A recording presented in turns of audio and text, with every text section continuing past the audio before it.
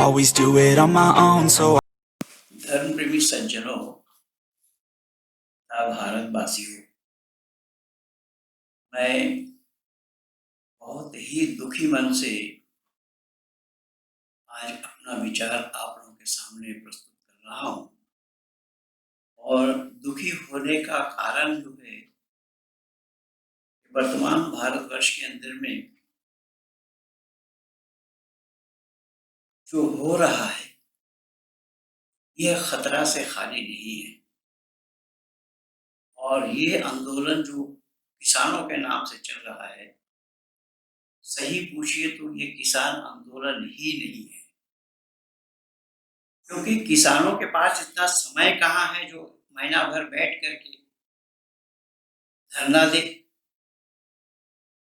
अगर धरना दे किसान और वहां दिखाई दे रहा है लाल झंडा, वहां दिखाई दे रहे हैं यादव जी, वहां दिखाई दे रहे हैं खालिस्तानपंथी, केवल इतना ही नहीं, अपितु जो धरना दे रहे हैं, जो बैठे हैं लोग बुराड़ी में, उन लोगों के पास टेंट और शौचालय विदेश से आए। इसका क्या मतलब है? भारत सरकार को चाहिए कि अपने संज्ञान में ले कि इनको धन कौन मुहैया करा रहा है, फंड कौन मुहैया करा रहा है।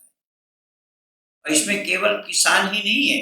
अब जब किसानों ने ये कह दिया था हमें कोई राजनीतिक आदमी नहीं चाहिए, राजनीतिक पार्टी की आवश्यकता नहीं है, हम अपने आप में सक्षम हैं, ये कहने के बावजूद भी केजरीवाल कई बार चले गए। राहुल गांधी ज्ञापन दे रहे हैं राष्ट्रपति को। शरद पवार जो मुंह खोल नहीं सकता है, जिसकी जुबान से बोली नहीं निकलती है, पांव भी लड़खड़ा गई। जो मांग उनकी थी उसी को ही सरकार ने लिया, तो अब ये विरोध करने लगे। जो राहुल गांधी 2 करोड़ किसानों के हस्ताक्षर बता रहे हैं, जबकि 2 करोड़ संपूर्ण भारत में कांग्रेसी ही नहीं है। अगर 2 करोड़ भारत में कांग्रेसी होते तो इनकी हार क्यों होती, फजीता क्यों होती? और आंदोलन के समय नानी याद आ गई। तो ये जो हो रहा है भारतवर्ष के अंदर में, यह खतरा से खाली नहीं है। और मैं दावा के साथ ये कह रहा हूं कि किसान जितने भी हैं वो तो भारत सरकार के साथ है, उन्होंने समर्थन दिया है और दे रहे हैं। महेंद्र सिंह टिकैत के लड़के को ना मालूम किसने पैसा दिया होगा, दूसरे के क्षय से वो भी बैठे हुए हैं धरने में। ये किसान आंदोलन के नाम से भारत को बर्बाद करने की बात हो रही है। और मुझे तो वो महाभारत काल याद आ रहा है। महाभारत काल में ही ऐसा हुआ था कि अभिमन्यु का मौत होना या अभिमन्यु को मारना संभव नहीं था, लेकिन वो तो छल कपट से अर्जुन को दूर ले गए, जिससे अर्जुन को पता न लग पाए। और अर्जुन को दूर ले जाने का नतीजा हो गया कि अभिमन्यु की मौत हो गई।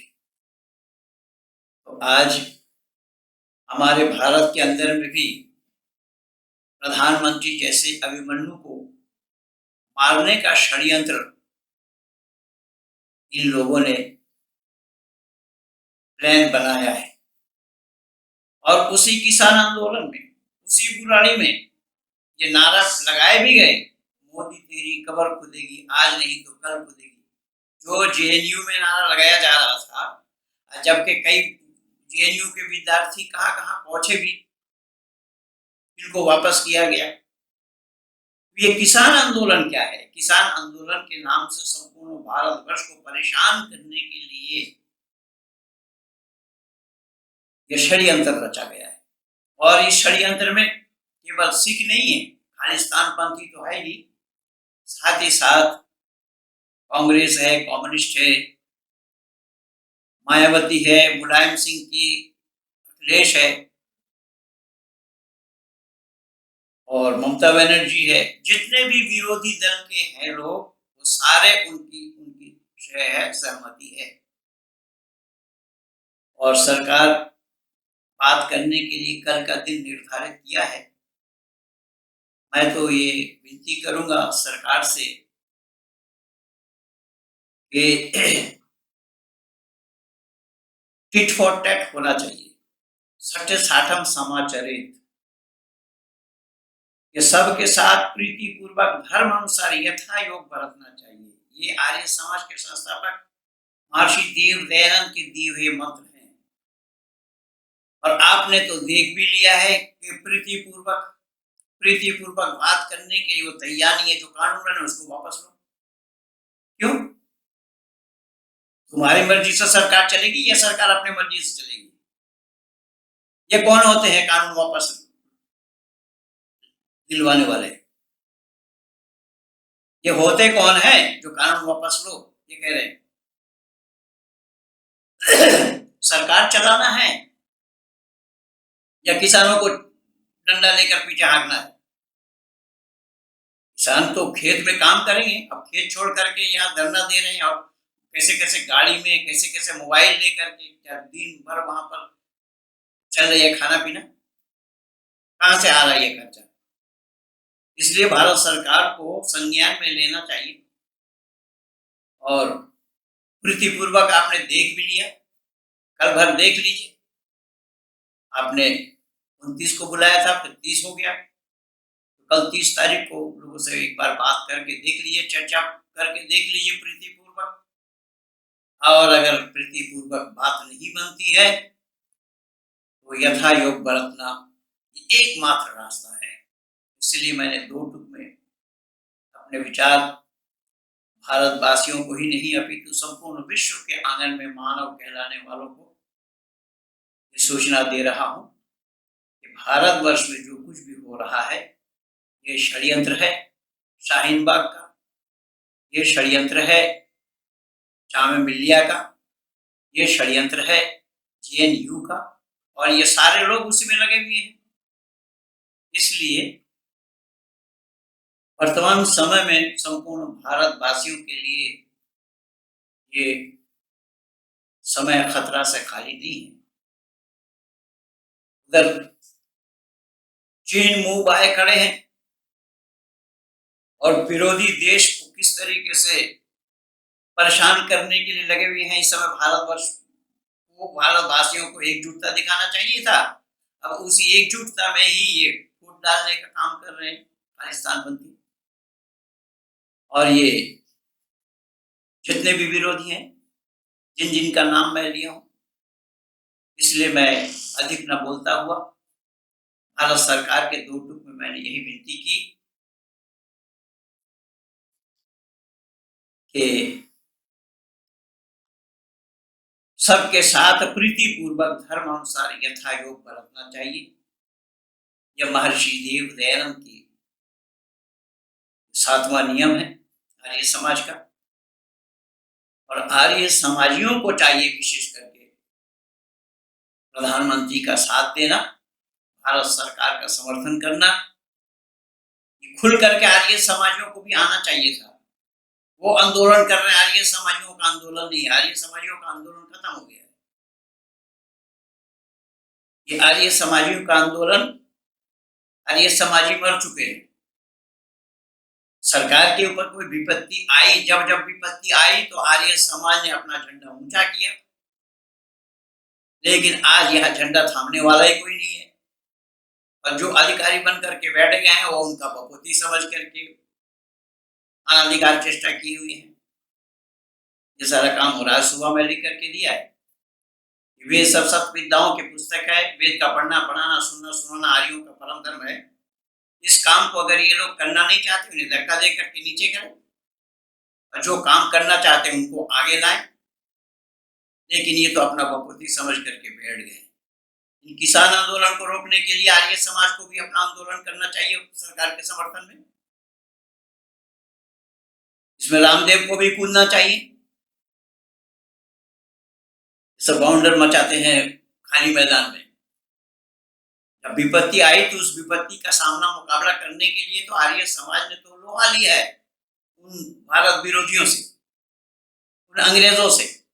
आज क्या हो गया? आर्य समाज में धार खत्म हो गई क्या? या आर्य समाज के नेता मर चुके हैं? मरे तो अभी एक हैं, और वो जो मरे हैं वो भी तो वामपंथी जेएनयू के समर्थक थे, उमर खालिद का समर्थक था, और आर्य समाजी लोग उसको पालते रहे। इतना बड़ा दुर्भाग्य है इन आर्य समाज का, आर्य समाजी कहलाने वालों का। उमर खालिद को जो अपना दोस्त बताता रहा, ये आर्य वेश उसी का ही समर्थन करता रहा, और ये आर्य वेश को छोड़ गए वहां पर। सार्वदेशिक सभा की ओर से इस समय किसानों के खिलाफ आंदोलन के बुराड़ी में जो बैठे हुए लोग हैं, उनके खिलाफ झंडा ऊंचा करना चाहिए सरकार के समर्थन में। और जितने भी किसान सरकार के समर्थन में बैठे हैं, उन लोगों को साधुवाद देता हूं मैं। और भारत सरकार के काम में आप लोगों का सहयोग होना चाहिए। देश चलाया जाना इतना आसान काम नहीं है। लोग एक परिवार, छोटा परिवार ही नहीं चला पाते, इतना बड़ा देश चलाना। किन किन विपत्तियों से गुजरना पड़ता है वो तो लोग जानते हैं, लेकिन अब तक तो ऐसा कोई प्रधानमंत्री आया ही नहीं था तो भारत का नाम रोशन करे। पिछले दिनों में मोनी बाबा को भी देख लिया आप लोगों ने 10 साल तक क्या किया। खैर, वो सब अलग बात है।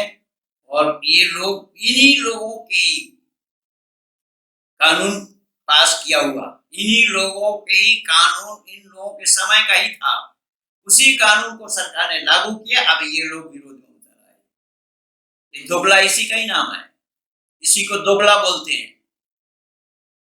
चाहे वो शरद पवार हो, पावर तो कुछ भी नहीं है, बोली जुबान से निकलती नहीं, कहां से पावर पाएंगे वो? सब बकवास किए जा रहे हैं। इसीलिए भारतवासियों को एकजुटता दिखानी चाहिए। इन्हीं शब्दों के साथ भारत माता